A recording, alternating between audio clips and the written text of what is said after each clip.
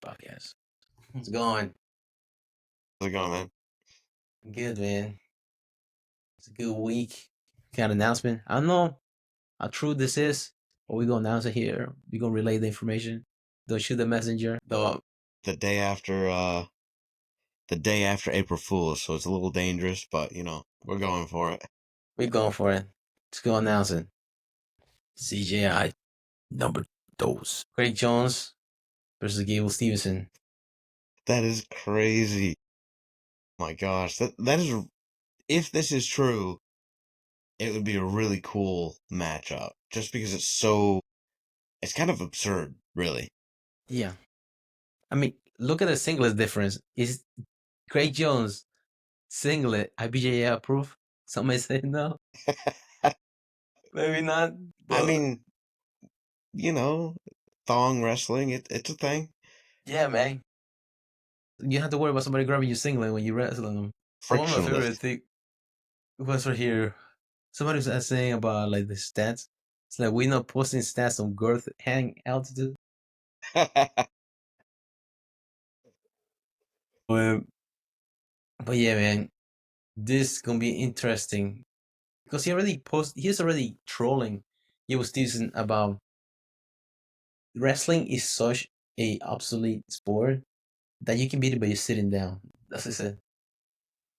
Once you get to the ground, you don't know what to do. Oh my gosh, shit talk unmatched. But yeah, but Mingo, the whole time, hold on, is it right here? The whole time he's talking about it, he has a range on his Paralysis B team page. He's already talking trash about Gable. Now, where did I see it? I won't find it now. Oh, it was that one. That one just had on. There you go. Take that. Got the syringe. So just like a dog chasing a car. Once you get That's it, so you don't know what to funny. do with it. He's got the syringe tucked up in his hat. Yeah. Nice. Yeah, man. This guy is ridiculous, man. That matchup. Is that what make him marketable? His just craziness. So what? His craziness was making marketable because he's just nuts. Yeah, for sure. I feel like people love that about him. And look, he put Gable Steveson 6'4". He's not 6'4". No, he's not 6'4". He's short. Like he's shorter for a wrestler. and he put him down Heavyweight. as 285. Yeah, just like he did with Gabby. He said she was. That's funny. That's 275. hilarious. I forgot about that. Yeah. Gable Steveson, he's 6'1". And he's 5'11". Craig Jones is 5'11". Yeah. So he put 5'11" 3/4. Make sure you put 3/4 in there.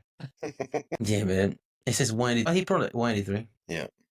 The more I think about it, the more that match is not happening, but it would be really cool to see. Yeah. It's like how? Because take consideration, Gable Steveson was John Jones' training partner during his last camp for Stipe. In that camp, you have Gordon Ryan, which is Craig Jones' nemesis. I don't know if you heard, but Gordon Ryan, he says working on opening a jiu-jitsu gym in North Austin. He's been trying to do it for the last 2 years. Mm-hmm. I wonder if he opens a gym, he's gonna bring Gable to train for. I mean, it's August. How far away is it? We have to prepare. Yeah, I don't know. August 30th. It's hard for you to prepare for somebody like that, world class. Right. In 4 months. It's valid. I mean, yeah. I don't know. Sure, I mean, they can throw a lot of money out there. I don't know. I can't. Mm-hmm. It's really hard to picture that. Yeah, because he had a lot of side quests that he has done. Because he was NCAA champion. He went to Olympics, won the Olympics in 2021 in Tokyo. Then after that, he won NCAAs. Then he started doing pro wrestling. And during the cuts that they did, like in WWE, he didn't make the cut, so they cut him. He tried to do football, join the NFL. He never played football before. He tried to sign with Buffalo Bills. The Buffalo Bills head coach actually is a big wrestling fan. Like he wrestled back in when he was younger. That's why he's a big wrestling fan. He knows about Gable. He brought him there. He made the the practice squad.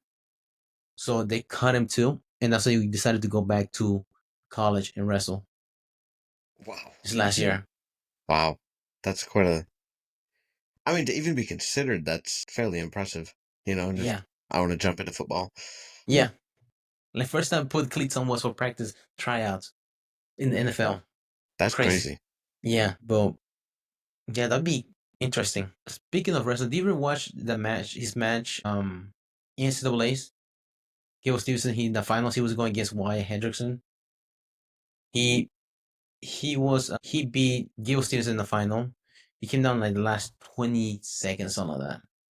He beat him with a takedown, and he just run him out the rest of the period. He won the Hodge Trophy, which is like the equivalent of the Heisman Trophy in college football. It's like the MVP of the season. Back when Henderson, he was younger. I think it was 2010. He was at Tulsa Nationals. He took fifth place in that tournament.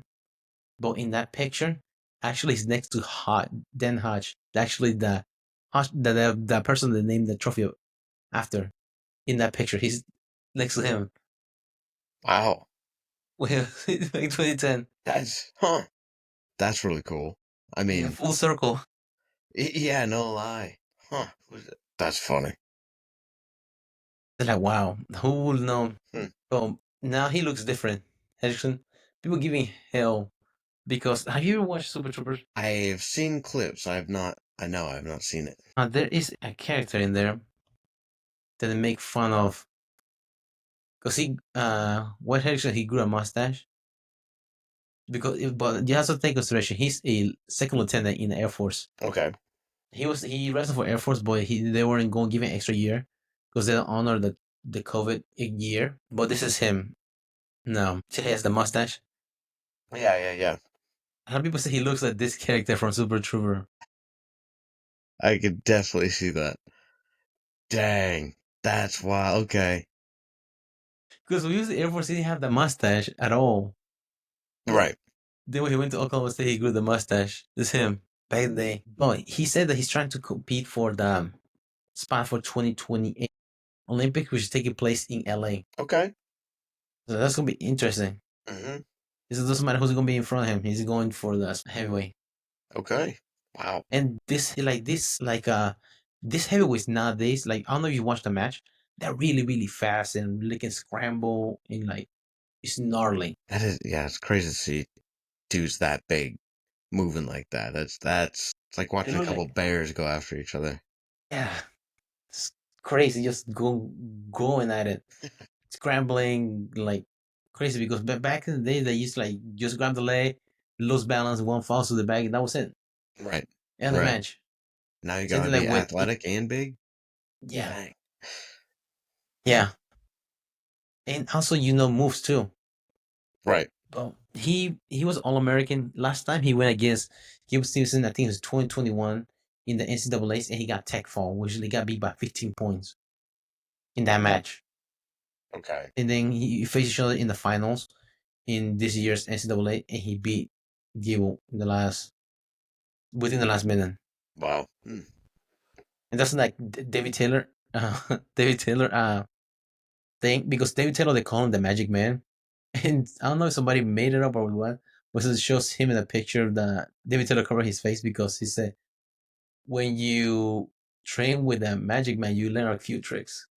I was like, ah, damn it. So that joke right there. Ugh. Yes, sir.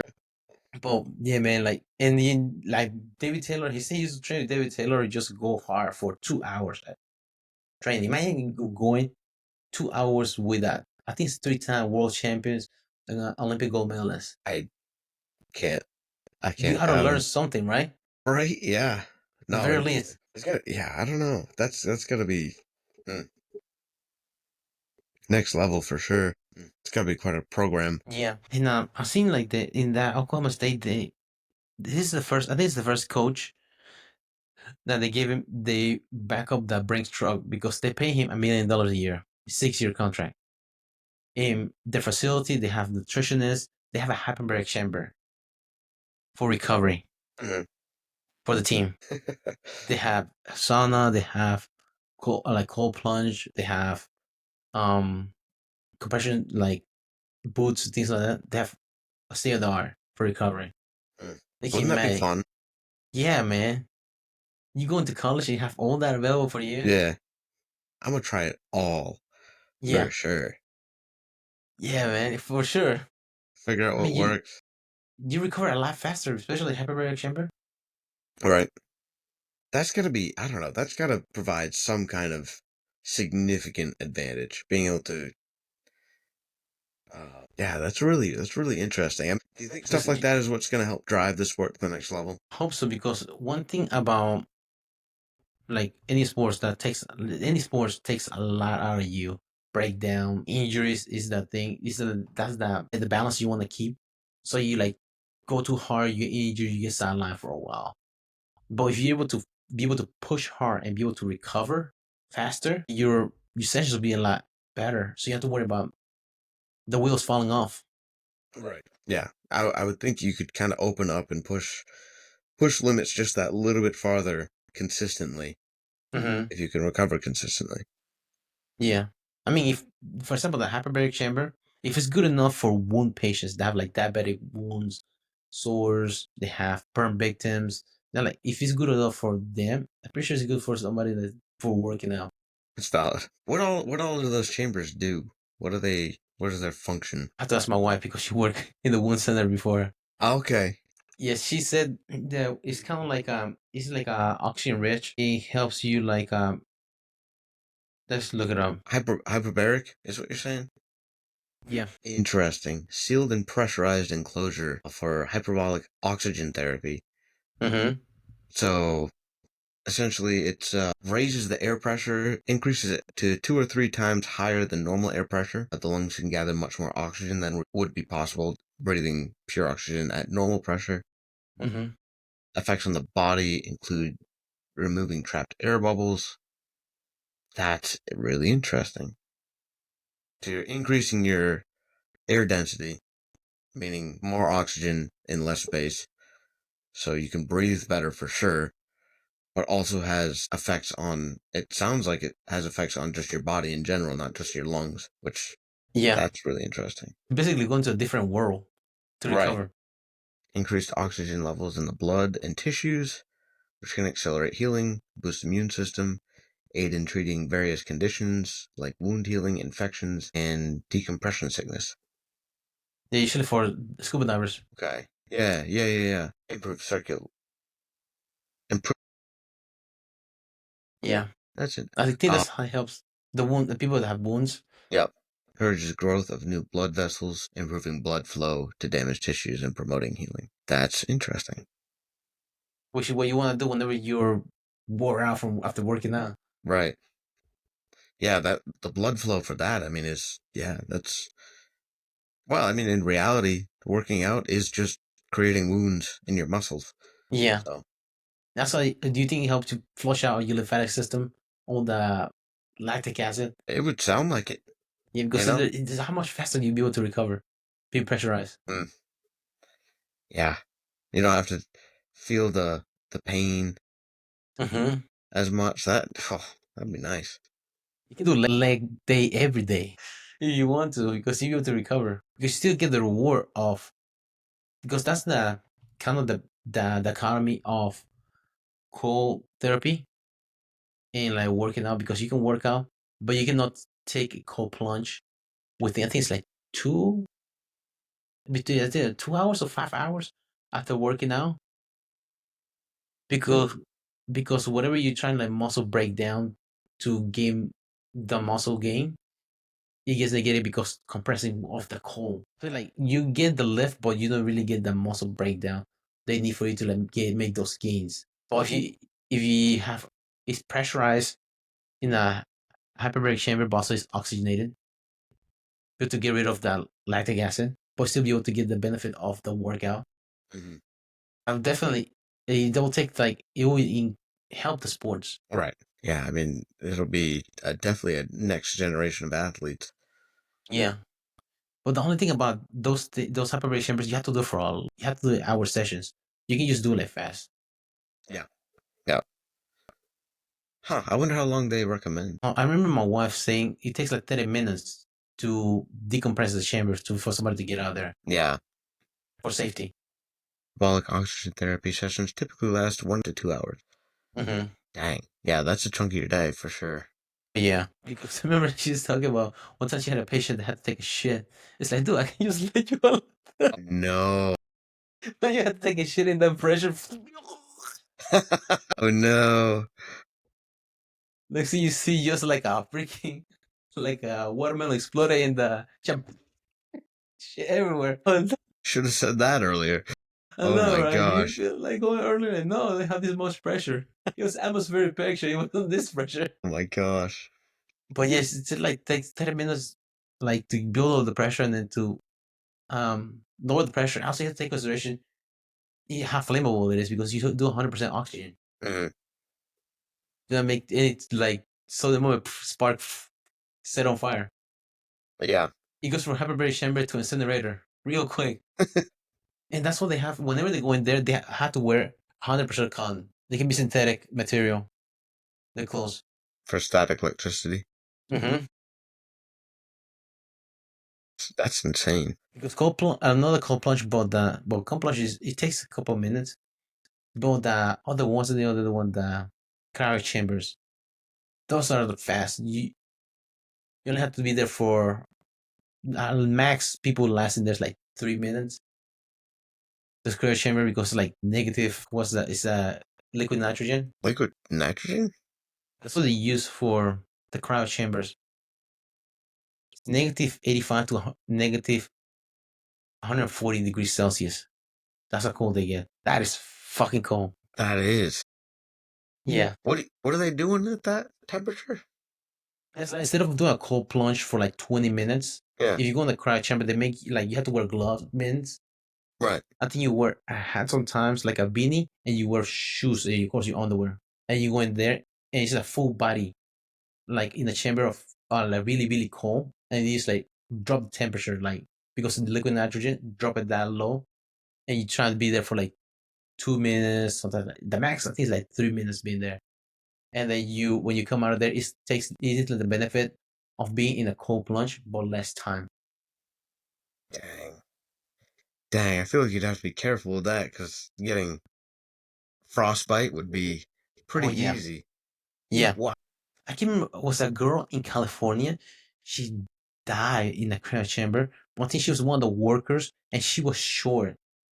So with the fumes, like because it's nitrogen, so she passed out, and she was there by herself, and she froze. Gee. Can you imagine walking in on that? Like, to Yeah, find that? Yeah. Oh. crazy. But yeah, that's like those were popping up a lot within the last, I'll see, like 8 years, something like that. Okay. Because a lot of cold plunge. I remember Wim Hof was one of the guys I heard like within the last 10 years. Have you ever heard the Iceman? Not him specifically, I don't think. I listened to one podcast when he was with Joe Rogan. He's from Netherlands. They call him the Iceman because he's able to like withstand in the cold for a long period of time. Yeah. I think he broke the record for the longest somebody swim on their frozen lake. I think it was like 60 meters that he did it. The first time he tried, like the day before, he did it without goggles, so his freaking eyes froze. And he almost got lost under the ice. So I had to like find him that way. Good thing he can hold his breath for a long period of time. I can't remember how long he can hold his breath, but he was able to do that. He like he's crazy. He I don't know how many times he have climbed Everest in shorts and shoes, no wearing a shirt. What? This is Sounds like he's got a death wish. Oh my yeah, god. Wim Hof. He is Iceman, and for some reason they did some testing. I'm not sure it's true, but they did some testing that he was much more known for like a freaking daredevil. They did like put him in cold, and his temperature didn't drop. He does a lot of breathing and stuff like that. I remember for his breathing method, the Wim Hof method. Yeah, look at this one. Method related death. American Heart Association and British Heart Foundation have issued warnings about cold therapy. And he just goes around putting himself in cold situations. Yeah. The another thing that he talks about during the podcast was whenever his breathing method, like for some reason, he was able to. They did like some virus to see how he will respond, like physiological response to virus, and according to his method, because he said whenever you have a high oxygen in your blood, your pH raises, and this is a reason. But also, like probably you get hiccups a lot, because your pH. But he said like because of that, he was able to not get sick when they tried with that virus. But other people that did the virus exposure, they got sick. I'm not sure how true that is. Maybe like alkaline water. Have you heard that people that drink alkaline water? I see. I can't remember what's the Gwyneth Paltrow. She she she posted a she made a post about drinking alkaline water, and she puts lime on her water. So then that drops your pH of your water to make it just regular water. So Nice. it's alkaline water, you put lime in it. Okay. Yeah, nice. That defeats the purpose. Yeah, you're drinking water because it's not alkaline anymore. That's funny. Some people miss science class apparently. Apparently. But yeah, that's what I remember. Like one of the first guys was the cold plunge was this guy, and then a lot of people like because it takes so long on doing cold plunge, being cold, you cryo chambers are a lot faster because you only have to do for a minute. Like I think it's a minute 30, 2 minutes. Most people that do it, and you're done with it Okay.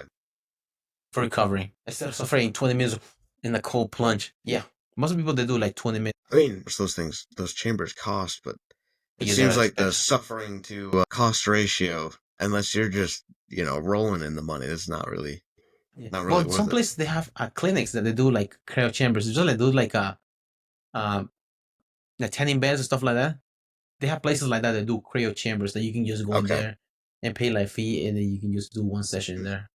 That's Which some interesting. people they do that. Yeah. I wonder how often they recommend cold plunges or cryo chamber or whichever. I'm not sure because well, it's liquid nitrogen, which technically like 7% of atmospheric air is Right. nitrogen. It's like not like that hazardous. I think if you exclusively breathe that it would be, but I can't, I But you're wouldn't. not doing it for a long period of time though. You're only like 2 minutes. Right. Right. I would think you'd clear that out. I don't think it's not like carbon monoxide or something that like stays in your system. I Yeah, don't think. I mean, could be wrong. yeah. They give you like a breathing mask or something when you go in these things? You can wear a brain mask if you want to. Okay. So you won't freeze your nose too, because tip of your nose is one of the things that freeze Yeah, fast. true. But yeah, that's why like another methods for recovery they can use because you like I don't know you've seen like football players back in the day they used to have cold plunge in the locker room for Yeah. recovery, but this is like ice bath. That's what it's known for. But I was in college cutting weight. That helped me. We had a like a no sauna boys what you call jacuzzi. One of them was hot as hell, and the other one was 57 degrees. Okay. So I'll go in there 5 minutes in one, 5 minutes in the other one, 5 minutes in one, 5 minutes in the other one. It helps a lot of recovery. And for reason it helped me like lose weight or keep my weight off. Yeah, not that I did it for a sport or anything, but we had that at the college I went to. There was a jacuzzi that would go to, they had a jacuzzi, a sauna, and a pool. And the pool was always like cold. So definitely helped alternating. Could definitely, like, I could go way longer. Like, I mean, obviously, then, but yeah, switching from one to the other definitely felt way better in my opinion. Yeah. And then like feels like you can withstand it a lot better because once you get like really, really hot, like, oh man, too hot you get in the cold. It gets too cold. But they will say finish in cold. The finish in hot. Really? I think Huberman said like better finishing cold than finishing hot during the session. I wonder why that is. I'm not sure. Because like more compressed, like stuff like that. Yeah. After you want to finish it hard because you'll feel loose that way. Right. Yeah. Also, if you finish in cold, it's not easier for you to get warm than it is for you to get cool at room temperature. That's valid. That's very true. Might be the reason why. Yeah. You just bundle up and you'll be right warm back again. Yeah. Speaking of um things about health, I seen a video recently of what's the name? I know you heard Dr. Rhonda Patrick. Feel like yes. This is my Found My Fitness. She's that's her page, but she has somebody recently about studies of creatine. Was readily available as a supplement, and yeah, like So this one, let me share this before I start talking about dosage of creatine for not just for muscle, but also for cognitive function. I've heard about that recently. That's interesting. I hadn't realized that that was supposed to help with that. Yeah, I heard Dr. Killistory also mentioned something about it, taking creatine for just for your brain as well, brain function. Really? That's fascinating.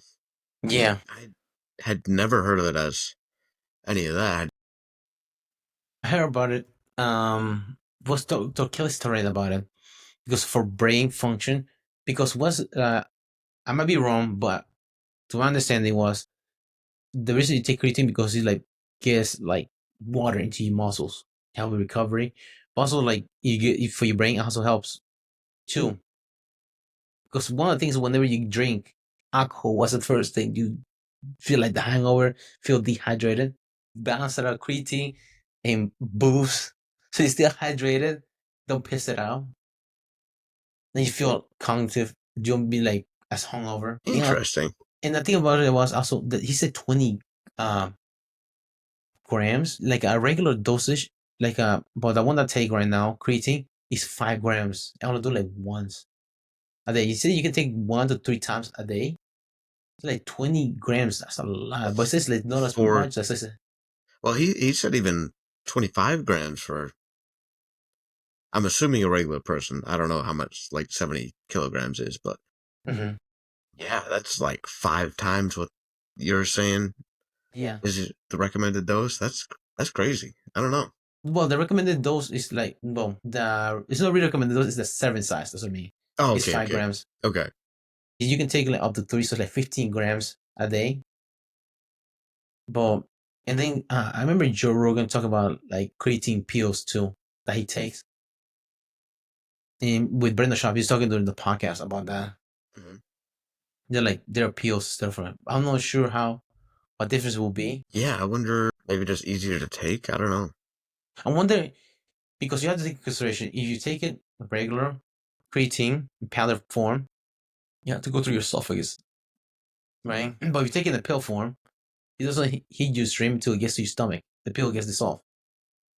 You have to Right. worry about esophagus, go through the esophagus and losing some of the potency in it. Oh, I mean, you take it in like powder form right now? Yeah, I'll take a platform. I usually put it in my coffee first thing in the morning. Okay, yeah, makes sense. Yeah.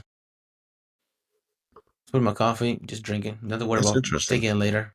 I have some. I haven't been taking it, but maybe I will now. Some people talk about, I remember Dr. Killister talk about taking it for like peaking whenever you want, like, I can remember oversaturating. So take like, damn it, like 20 grams in one day for like, I did that for when I went against SAC. I took like 20 grams of creatine, but not just for one day. I did it for the whole week. Okay. Yeah, I feel like I wasn't like I felt not like much stronger, but it feel like I was getting as much tired. Really? Yeah, Like mentally, physically, both? physically, mentally, but like physically because like the fatigue. I mean, you think about your muscles like full of water. You like they don't fatigue as easier Mhm. Hmm. because when you're working out, you're sweating like hell. But if you're like your muscles are hydrated, you're working especially like long competition hour or like hour and a half. If your muscle hydrate, just keep water, drink water, but also the creatine is helping you retain the muscle hydration. You have to worry about cramping. That is interesting. I'll have to give that a try. I hadn't heard of it in that light. I've done a little bit of research on it, like to see what it does for muscle and all that, but that's, it's been a minute, so I'll give it a shot. I can see you at this episode when she talks about it with doctor. He's from Canada. I think it's Regina University. That's where he's from in Canada. The professor. Okay. I think she's out of UC Berkeley. Rhonda Patrick. But it's not interesting though the article, because I remember somebody else. What's his name? Dan Garner. I think that's another guy that talks. Barbara Shrug. They talk about creatine as well. I gotta send you the other episode too, because they talk about creatine because the good thing about creatine is readily available. Mhm. It's legal. There have been so many studies done on it for the same reason, because it's easy to test on it. But you can test on it on high school kids when they're lifting weights, see how they do. Actually, that's the peak that you want to test on, because their testosterone levels are in the 4 digits compared to somebody Right. who's 40-year-old. Yeah. So they like recover a lot faster too. So you can see like what really works and what doesn't work. Creatine. I mean, that is fascinating. I hadn't heard any recent studies on it, but I can send you those two episodes, yeah. them too, because I don't remember now. It's Barber Shrug. That's the name of their podcast. Yeah, I think. Well, she's in California. I think. I know she's still there, but she was at UC Berkeley. But Garner, he's in Raleigh, North Carolina. It's Okay. local. You check it out. But yeah, man, I like learning stuff like that, like about how to like get better in different ways and recovering. Definitely makes a lot of sense. I've always kind of wondered how they do studies like that, because with the human body, there's so many variables. For a lot of, scientific studies, you typically want to like isolate variables and, try to prevent unknowns from happening. But with the human body, there's so many. So I guess you just got to do it with a large, like group size, a large test size. Yeah, and then also especially the brain part. How do you, Right, other than like exactly. skins, Yeah, I don't know. It's really interesting stuff. the brain function? Hmm. Maybe they test on people. If you want to test the brain, probably most likely you people dementia or those kind of patients. Those are the best one to test, because those are the ones that are cognitive issues. You could see the extremes there. Yeah. Which probably that's why they find out that it work with them, because that's what you want. Accidentally they find out that that's help them. True. Yep. Yep. There's accident that happens sometimes. Also, another thing they talk about in that podcast with Patrick, Dr. Patrick, was that helps older population as far as like keeping muscle, preventing like, Really? also bone density too, because also lifting weights help with bone density. One of the Hmm. things, osteoporosis with older patients, there was one of the fall breaking the hip, but you have to keep cushion on your ass from from Yeah. water weight and muscle and bone density when you get older. That helps prevent you getting like falling. Like my great grandfather, he passed away because he fell and broke a hip, and he lay down for too long and he got pneumonia. Oh, That's common to happen to older people. wow. Yeah. It's one fall away. I'd heard those kinds of injuries are fatal a lot of the time, but wow, yeah. Deadlift to death. That's what I heard. Deadlift. If you get anything from this episode, deadlift until you die. So that way you don't have to worry about breaking the hip. Yeah, man. Another interesting I saw recently was this guy Cornell. He was for Cornell. His name is Mayer Shapiro. He took fifth place in nationals. Last year he took third place, but this interview he talked about last month. He had a rough um go this year. Um, let me share this interview. You explain it. It's not sharing now. Hold on. There you go. How crazy is that? Doing well to still be wrestling at all. Yeah, placing fifth place Yeah. nationals, and like within like the last month before then, he he had a freaking 3 seizures and he's in the hospital. Like that's crazy. Like having that like 400 cc's of blood in his lungs. Yeah, I wonder what kind of like recovery he did for that. Yeah, because was on the ventilator. Because lung capacity, when you have like that much blood in your lungs, your lung capacity decreases. So they put you in the ventilator. So I don't know how do you get? You have to some sort of illness for you to like get blood in your lungs like that. Right. Yeah. And having 3 seizures in one day, and he never had seizures his whole life. I mean, I don't even. Yeah, I can't imagine that. That's got to be. Was that how close was that to the championship? Okay, so February 14th was when he that happened. Nationals was the 22nd, starting the 20th, March 20. So about a month before, he only had 12 matches because of the same reason. He was able to compete. I don't even know what they would do for stuff like that. How do you recover your cardiovascular Right. conditioning after that? I mean that's got to be one of the most important parts of having good endurance, you know? Having good stamina is being Yeah, able to breathe and breathe well. in the grueling sport. And like, yeah, I don't know what you do. I wonder what they did. They find anything with the seizures? I'm not sure if it was like a brain issue or maybe low oxygen level. You had seizure because remember when you get choked out, you have to have a seizure too. Right. I wonder if what was causing it was low oxygen saturation. That was causing the seizure because his lungs were full of blood. Yeah. Yeah, that could be. Because he had never had it before and have any signs of seizure. Right. That's true. That's a pretty logical explanation. Some of the people, you see people get choked out, Yeah. they got the shakes. I've done a little bit of that. You haven't. Got me in a collar choke. Maybe it was a baseball bat. It might have been a baseball bat. But I was on top and I thought I had it. I thought I could get out. And then I woke up. Somebody shaking your legs. He didn't even like realize I was out at first. He thought I was joking.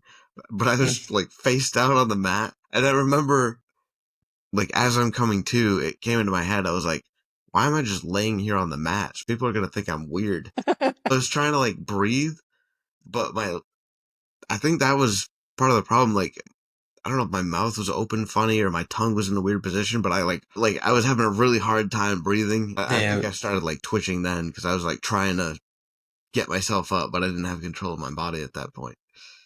Do you feel like you were sleep paralysis? I see. I've never had sleep paralysis, so I Oh, that don't sucks. really. Yeah. Yeah, I get weird dreams, but like I used to get sleep paralysis a lot when I was younger. really. Yeah. What's that like? It feels like you are awake. You can see the whole room. Like feels like you're awake. You can see the whole room. And you can like technically feel like you can get up, get out of bed, but for some reason you can't. Like you can like just get up, like wake up, get up, and you can like Mhm. you can like you even know when you're sleeping, you like barely open your eyes, you can see the room. That's what it feels like. You can like move around and stuff like that, but you try to move and you can't.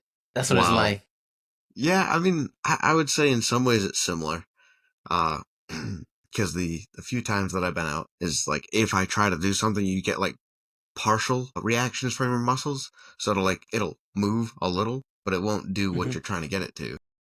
Yeah. So probably in some ways it is. Usually it's like other thing being is like I couldn't see, and there's usually some kind of like buzzing. Like the only thing I can do is hear and feel. And as you start coming to, the sounds start like slowly coming into focus. But usually there's like a buzzing, and at least for me, I wonder if it's the blood pressure because usually people have like blood pressure issues that they're usually like ringing. it could be.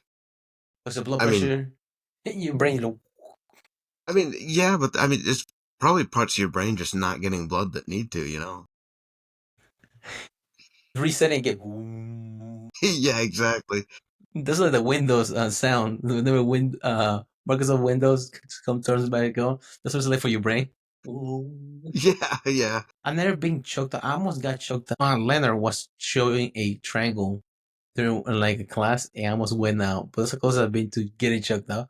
But I've been knocked out before Really? I've never had playing that. soccer. What? Yeah. How'd that come about? Well, I usually play defender. Now, so I was going against this guy and he was just like playing rough, punching me stuff like that. I wasn't paying attention. And then one of those instances, the ball was coming from the corner and I tried to jump in front of him and had the ball out of the way. But he was about, when I went for the header, I was at waist level. He saw it open and he just went and kicked me right in the face. I was in mid air, like lights out, took me out. So like by the time I woke up, I had gravel in my mouth, and I was like already walking in the silence. I was already standing and walking, but I didn't know how I got there. Whoa, that's Yeah, crazy. That's got to be a different feeling. Wow. I was like, how? Like what happened? Because last thing I remember was running and jumping for the ball, like in front of him, ahead of the ball, and then after that, I didn't even feel the kick or nothing. Yeah, That's different. That sounds a yeah, lot different than getting choked out. yeah. Because Bisping talk about that whenever he got hit by Henderson. So it's Mhm. okay, I didn't feel it. He was out. Because at least in the choke you see it coming, and then you. Right. That's true. Typically, the couple chokes that I've had, like, I didn't know they were coming until like it was way too late. Those fast chokes that was like all of a sudden it was just out. They call it, some people, I don't know. I heard Joe explain it like as a tunnel. You go too far into a tunnel, you can't Yeah. get out. Hmm. So it feels like. Yeah. That's for sure. Yeah, because definitely it's just like everything's fine and then blackness just like closes in. Do you play GoldenEye 007 whenever like at the beginning? They're like kind of like that tunnel, like you can see like the whole day opening up, and then kind of like that, like a shutter. Uh, that's what it's like. Yeah, yeah, I would say because it definitely the like my vision two times I remember just like literally it black from the edges and coming towards the center, and then it was nothing. Crazy. It is crazy what the brain is doing. Yeah. Speaking of them, chokes. Do you think there's a correlation of getting choked out too many times in strokes? I read an article on that, and the article was saying yes for sure. Something about it puts a strain on the blood cells, and whatever damage it does to the blood cells stays in you. There's no way to get it out. And then apparently that whatever damage that is tends to make it more likely that you have a stroke. I just from seeing the jiu-jitsu community is like there's a lot of like veterans of the community that are having strokes.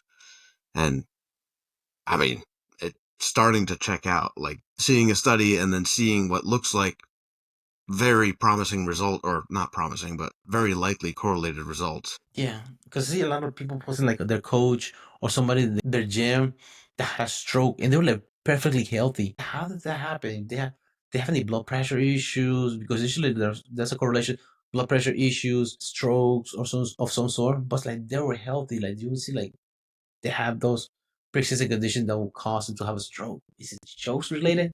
Yeah. You know, I mean, I've read at least one article about that, and they were pretty pretty adamant that that was correlated thing, which goes to show. I mean, even the chokes, like if you tough those out, probably not the best. No. But would you rather get choked out or get a limb broken? I mean, for sure, I'd rather get choked out, no doubt. Because like they talk about like the difference between like fighting, like how many times you can punch somebody, try and knock them out and stuff like that. It's hard to so knock somebody out, but like more likely to injure somebody in another way, like a limb of some sort, instead of like making them go unconscious. And like it seems more civil to choke somebody out.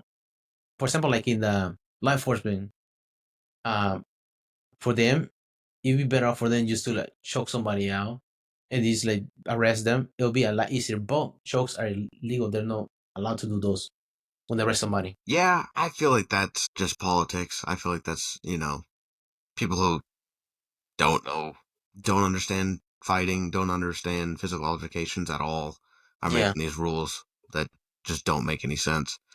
But yeah, I've actually had conversations with people before who talked about how they thought choking was just brutal and inhumane, and I'm saying like it's painless. Yeah.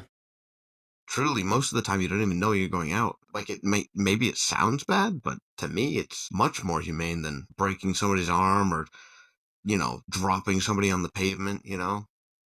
A skull fracture or something like Exactly, exactly. It just, yeah, you don't have to cause them any physical pain whatsoever. that. And be able to control them a lot easier. Mm-hmm. Mm-hmm. Because do you think like if that is this a politics issue, do you think like if be able to those people be able to expose to the jiu-jitsu or like those kind of techniques, they'll be able to be more open-minded towards that rather than being. Without a doubt. Yeah, without a doubt. I mean, really, that's what it would take. Because I haven't been to a gym yet that, doesn't encourage you to tap to like arm bars and stuff. And they like tap to like chokes and stuff. But there's a lot less scorn on not tapping to a choke than there is to not tapping to a limb lock of some Hmm. kind. Because truly, there's a lot of, at least the circles that I've been in, is like, if you get armbarred and you are clearly armbarred and don't tap and you get hurt, it's kind of your fault. I mean, Yeah. it's your training partner's fault as well, but it's kind of your fault for not tapping. Same thing for leg locks. Yeah, well, exactly. Yeah, yeah. I mean, hopefully you're going against somebody who won't rip it, but at the same Hmm. time, like, if you If don't somebody's tap, holding it for 10 seconds and you still don't want to tap, exactly. Yeah. But a choke is kind of like, okay. Like, I get it. it's like Especially since, what's it's that? like when you say like those arm locks and leg locks, they're more like in a Olympic pool size. Like for example, you go in the deep end, you're like be careful when you go over there. But whenever it's like comes to chokes, it's like a 16-inch pool. So you make sure you put your water on there. You won't go shallow. You go shallow drown. You don't know what's gonna happen. You Yeah. get drowned in there just like you get on the deep end. Yeah. No, that's You valid. you swim at your own risk. Yes. Yeah. I mean, and that's also kind of the thing is with chokes, it seems to be less obvious. Like I think there was 3 times I've been choked out, but I really only remember 2 of them. And those The 2, third was a good one. it must have been, yeah. I'm pretty sure there was a third, but the both times I remember, I thought I was fine until it was way too late. One of them I even thought I tapped, but apparently I didn't. Apparently I just went limp. You see some fighters like they just go on the shield. I've seen like in the UFC, like they don't tap out to choke and they just go out. For example, Michael Bisping versus George St. Pierre, Hmm. Holly Holmes versus Misha Tate. Hey, to be honest, in an MMA fight, I kind of respect that, you know? Hmm. Because I've seen some, we've both seen some pretty crazy turnarounds from somebody who didn't tap to a choke. Even like a sunk in rear naked, Hmm. occasionally the guy burns himself out and you can get out. So I Hmm. can kind of respect, if you get me to that position, just finish it. Like, then we know there's no question. For example, the Holly Holm match, she's winning the match, and she got caught in the rear naked choke. It's like if I just get out here, I'll be able to win the match. And she probably thought she could tough it out. All right. But she goes with John Jones and those people in the gym. I should be able to tough it out. But man, she was able to. Yeah. But I mean, and especially in MMA where there's a lot more on the line, there's a lot higher intensity. Usually the training camps are much more grueling. Mhm. I can definitely see doing that, even Also, you think personally. they trust that it's hard for him to finish the renegade show with with the gloves because it's hard for you to finish a renegade show with Much, gloves on. much harder. Yeah. Yeah. My old coach in Maine even went as far as to say, if you see somebody get like rear naked choke in MMA, they've given up because at that point, granted, there's going to be some exceptions where it's sunk in and they weren't expecting it or something like that, but usually when you see a rear naked finish in the UFC, they've given up. Hmm. Because you have to leave your neck open so wide for the gloves to get underneath. It is so easy to catch the arms and like peel down and hold the gloves and all that. Like, it's just avoiding getting choked out by rear naked in the UFC is not incredibly difficult. Put it that way. I don't want to But when belly pick down out a though, turn. that's only one I can think like that's the most grueling because belly down because you have to get your head up to breathe, and especially they have hooks in the arching back your back, and it's like True. Yeah. True. and you're trying to build up with your hands, but you can't because you have to push off your hands to build up your base, and then you just leave your neck exposed because trying to get your head up. Because that's how Nate Diaz set up his choke with Connor. Took Right. his back, punch, punch, punch, and he put one arm in, and then he punched across face with the other one. It's cinching the rear naked choke that way. I mean, that's got to be one of the most grueling ways to finish a choke. I mean, oh my gosh, that sucks. Belly down. Yeah. sucks. Hooks in, sucks. Yep. And Um, most of the time, if like those rear naked choke, I like extend. If you can extend the body, the torso, as you're doing the choke, it's more than likely it's actually the torso that's doing the more the choke. That, for example, Anderson Silva versus Dan Henderson, when he had that one, he had a tight body triangle that you keep like it was like indenting his calf into his torso. Henderson was able to breathe, like because your muscles, your torso, you yeah. can't breathe, and then you feel like that squeezing around the neck. Yeah, so much worse. Yeah, 100%. Just the way you can apply pressure to their chest and stomach while you got them like that, got their feet up in the air, just like everything. Both of your body weights are only on those areas. That is crazy suffocating. And then you're like, I don't even care about my neck anymore. Take Yeah, because the muscle for you to breathe, they're not working. exactly. Yeah. My diaphragm is compressed. Sucks. But it's like it's kind of like any other like jujitsu moves. Kind of like, for example, you leg lock, you go for a heel hook, you have to secure the hip. If you go for the arm bar, you have to secure the shoulder. So the rear naked choke, you go attack the neck, but at the same time you have to squeeze the torso. I thought about that. I mean, as in, it definitely helps to squeeze the torso. Mm-hmm. Because I've seen some rear naked choke. People just go for rear naked choke, don't even have hooks in, and they just fall off. You Yeah, see those? typically. Yeah. Yeah. Yeah. Yeah, that does seem to happen a lot. Yeah, it's one of those things, definitely not a requirement, but for sure, recommendation.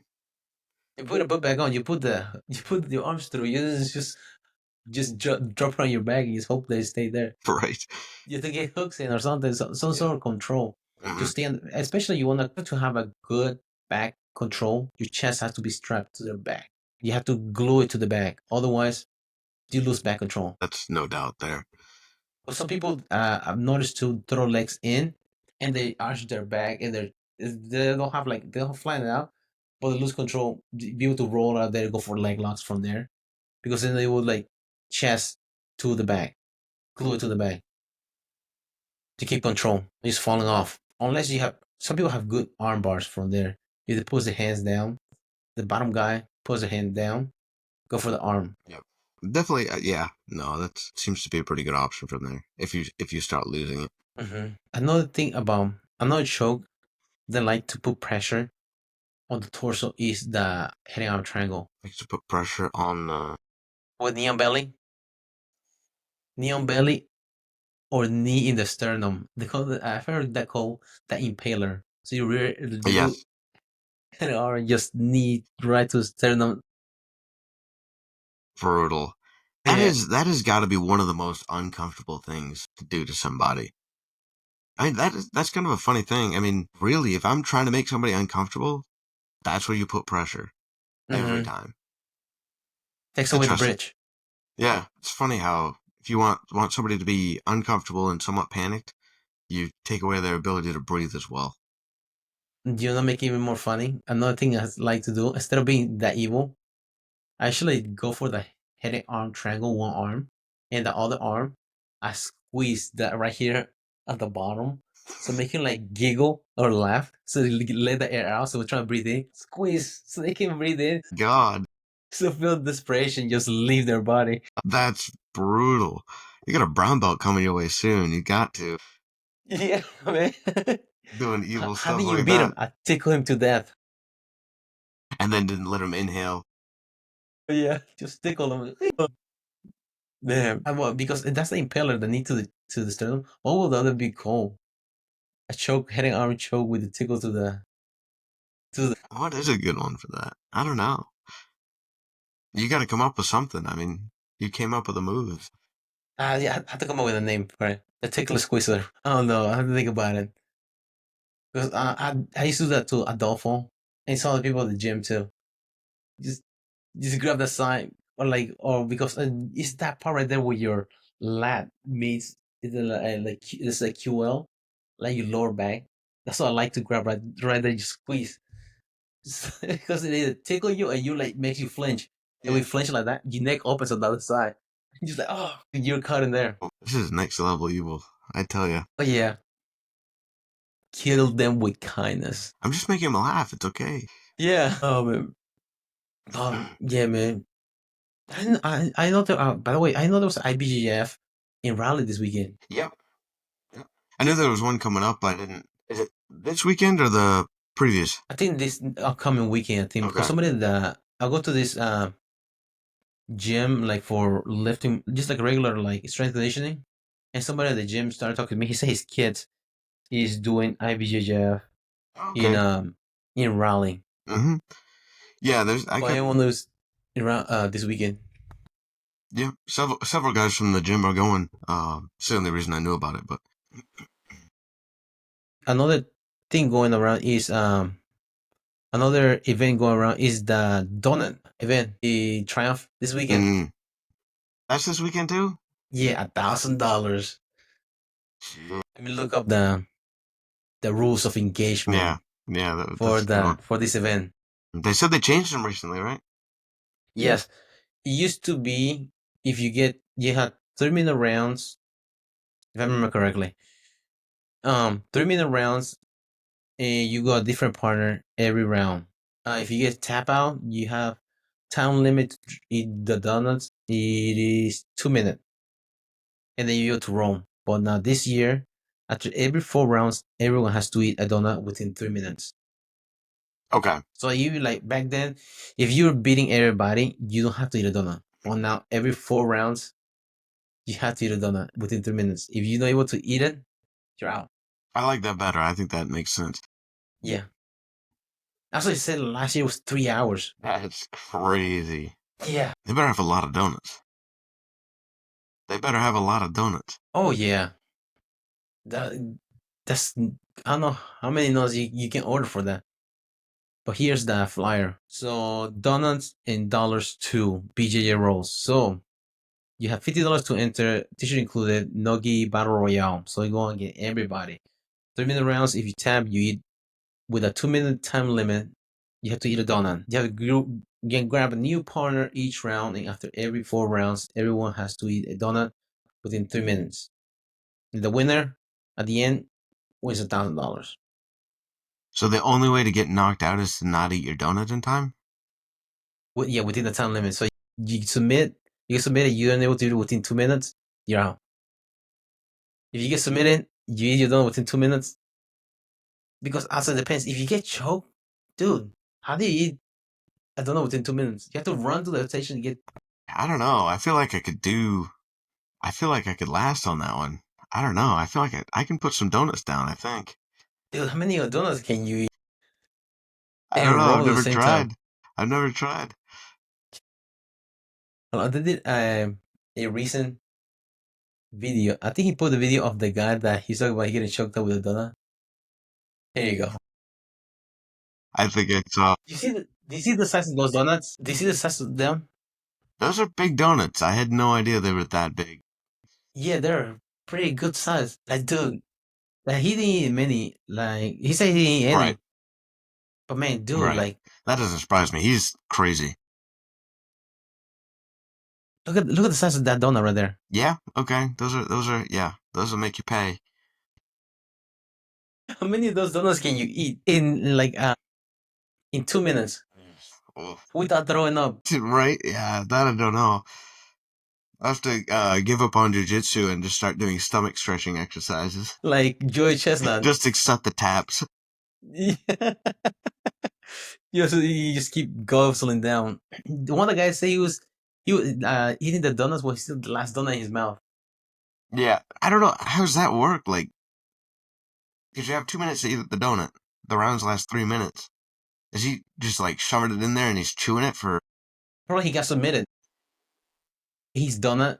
And he Right. was like put it in his mouth, so he didn't finish the last one. He was making got submitted. So he had to eat the donut. Yeah. Yeah. That's probably true. It's like damn it, Oof. dude. Like that's gnarly. That is. That's impressive. Shout out to Avery, Triumph Academy. But man, it's a battle royale too, free for all. Yeah. He said Avery said if I went there, I won't be able to go this week. I was planning on going. I saw stuff with my sister. But say if we went over there, he said first round on you, but we agreed not submitting each other. First 3 minutes. So I have to eat a donut. a gentleman's agreement. Because you could be sitting down the whole time. Pull guard. Pull guard. Yeah, both pull guards.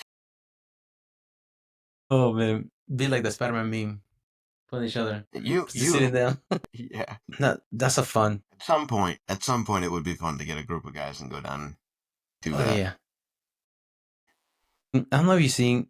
I don't know if they do for Oktoberfest, but I think in overseas, I think it's in Europe, they do this event. They play soccer. They do a breathalyzer. You have to have a certain level of alcohol in your bloodstream before you can even play For wait, what sport? soccer. So you have to be blasted before you can even play. So you That's imagine the condition you crazy. have to have. Can you imagine somebody playing basketball with how you can even dribble the ball? All right? No, I'd be afraid playing sports drunk. Oh yeah, I'm not feeling anything. Oh my yeah, gosh, I'd break something. oh yeah. Why is my leg not working? Like, dude, you left your leg back there. Yeah, exactly. Oh shit! But yeah, I can't remember what the alcohol level is. But yeah, you have to have like a. They have a breathalyzer on the sideline, and if your blood level is too low, they give you another drink, but so you get your alcohol level back up All right, within take a shot. compliance. Yeah. That's crazy. Which shot? Take a shot of the goal. Take a shot over here. But man, dude, that's like crazy. We should try to do that. I know. I don't think you can do jiu-jitsu while drinking. So I've actually had this conversation before. It came up because there's the high rollers competition, Mm-hmm. Yeah, I don't think alcohol and jujitsu would mix that well. I mean, for No. one thing, not throwing up would be a massive issue. For another thing, I would be terrified of just not understanding my limits when I'm drunk. Yeah, I'm a narcoleptic drunk. I just probably fall asleep, get choked out. Just fall asleep in the roll. Like just go out. Like what happened to Derby? He got choked out. No, he's just drunk. Fell asleep. I'm more of a like I just stopped caring, so like I would be very afraid that somebody grabs my arm and locks that out, and I would fuck it, just take it. Send it. Send it. Yeah, oh, yeah, that would not. One thing I used to experiment with alcohol before. By the way, I was an alcoholic, but For science purposes. yeah, science purposes only, research purposes only. I didn't keep any journals or any logs on that anyway. Here's my own research. But I used to drink beer before lifting weights, carb loading. Just Really? lifting is like, oh, I don't feel anything. I feel just fine. Just pull ups, nothing. It's just fine. Dang, that's how you get gains. Oh I yeah, had no man. idea. Yeah, man. You know Some of this the creatine I crap. know. When immediate results, take a take a 40 Yeah. high life before you go and get your left. But yeah, man, I used to do that. I used to because at the time I was working for this hotel and they were like used to give out I think Monday through Wednesday. They used to like they call it manager's reception. By the way, the hotel is already closed by now. It like shut down for business. I don't know why. It might be me. I don't know why. But they used to have like manager's reception. So they have beer and wine in there, and they have like some like food, the grab food stuff like that. So my shift was done. I think it was around 6 p.m. So I used to like drink some beer from there in the gym that I used to go to. It's like down the street from there, so you can just walk there to go to the gym and work out, and then just be done after that. I was like, oh man, I feel fine. Oh yeah, I was younger too. I can do the shit now. I get Yeah. dehydrated, Yeah. pull some shit because I get dehydrated from drinking too much. Exactly. Yeah, that's no lie. Well, apparently I detached my hamstring from my hip while working out drunk. Yeah. Being too old doing that shit. You even feel it. Yeah. Not till later. Yeah, Oh, but it was worth it. It was fun. yeah. That's what counts. That's right. That's why I do it. Yeah, Yeah, I'd do man. something to my lower back or something like that for sure. Yeah. Did you see what happened last night? Nate was trying to squat 500 pounds. Like, just put it on my back, He just motherfucker. dropped to the floor, but he just started laughing. I don't know. Oh, man. You see that video of you trying to max out. Just put it on my back. Don't be a bitch. Nate, calm down. Oh, man. You see just his leg just buckle under him. You got press on there. I just need help with the lift off. Don't touch the bar. I got it. Don't spot me. Like, dude, the neck you have like your head between your knees, and just the neck stuck in like on the bar. Yep. Yep, that sounds about right. Oh man, it'd be funny. Man. That remind me of freaking Matt Walker whenever Nick was going against another guy in the gym, and they got caught in I think it was Americana. They're trying to fight out of it. And Matt, you hear for a side. Let him break it. Don't be a pussy. These people have kids, man. Yeah, right. They have to pick up their kids. They have to work and shit like that. The kids let them break it. Let him break Uh it. Don't be a pussy. uh Oh yeah. But on that note, do you want to close up? sure, yeah. Appreciate you guys listening. Hope you guys enjoyed the podcast. Really appreciate you listening. To listen to more or some of the earlier casts, you can listen on Spotify, YouTube, Amazon Music, iHeartRadio, and iTunes. Also, we are live on YouTube, so if you want to tune in to one of our late sessions, then you can message us live if you really want to. Either Yeah. one of us will take questions. Any drunk stories that you might have or Yes, yes. shenanigans? Any lifting advice while drunk? Yes, we'll Yeah. take it. Including lifting your car sometimes so you get stuck while being drunk, or lifting your bumper you crash or something. Thank you, everybody. Till next time.